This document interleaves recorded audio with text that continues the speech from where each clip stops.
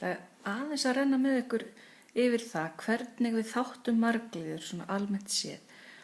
Við skulum samt alltaf hafa í huga að ef þið sjáuð einhvers staðar einfaldari leið til að þátta margliðu, til dæmis ef sami þátturinn gengur upp í alla liði og það sé hægt að taka hann bara út fyrir sviga, þá er að gera að nota þessast einföldustu aðferðina fyrst.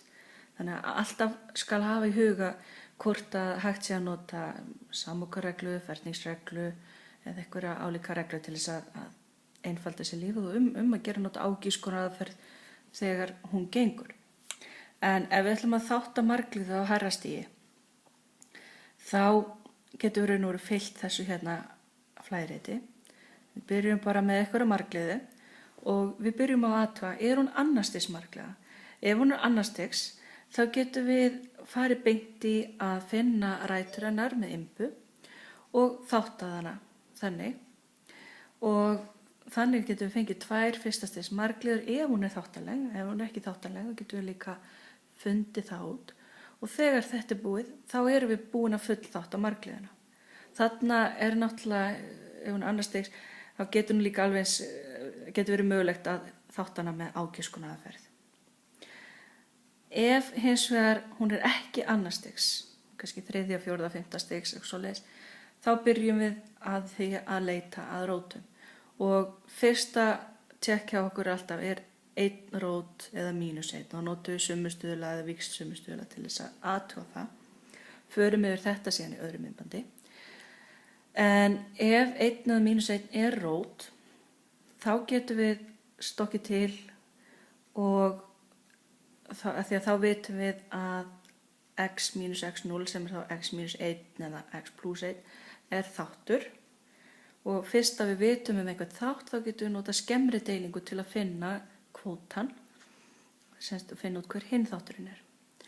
Og eftir að við erum búin með skemmri deilingu, þá notum við þáttaregluna til að þátta q af x, til að þátta semst margliðuna sem við vorum með, og næst ætlum við sem að taka þessa margliðu q af x sem við fundum með skemmri deilingu og við ætlum að þátta hana.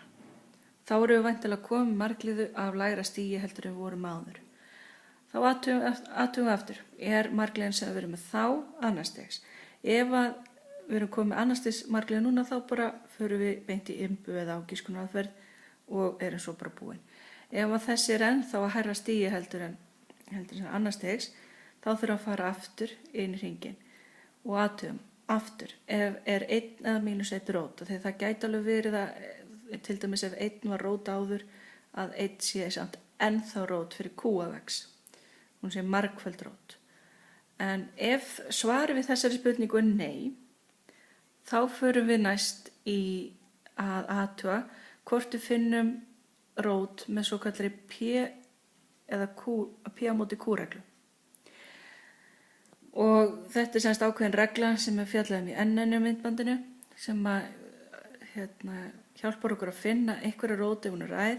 Ef þessi regla gefur rót, þá bara förum við í söma ferli eins og ef 1 eða -1 er rót. Það er að segja við athugum hvort að, við vitum þá að x minus x0 er þáttur, þá getum við fundið kvóta með skemmri deilingu og ætlum síðan að þátta kvótan.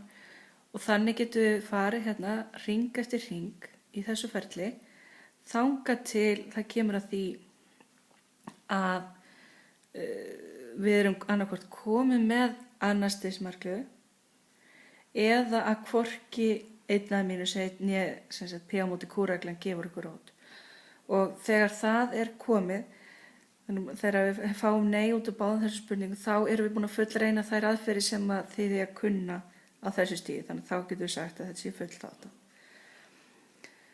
Og en eins og ég segi, við höfum alltaf í huga reglur eins og samlokareglu og ágískunaraðferð og jafnvel svigáttur í sviga eða eitthvað slíkt. Þá við höfum ýmsar leiðir til þess að þátta. Skoðum endilega síðan núna, það er hægt að sjá þessa aðferð, 1 eða -1 er rót. Þetta er í myndbandi sem heitir þáttareglan og síðan er sérstakt myndband p á móti q-regluna.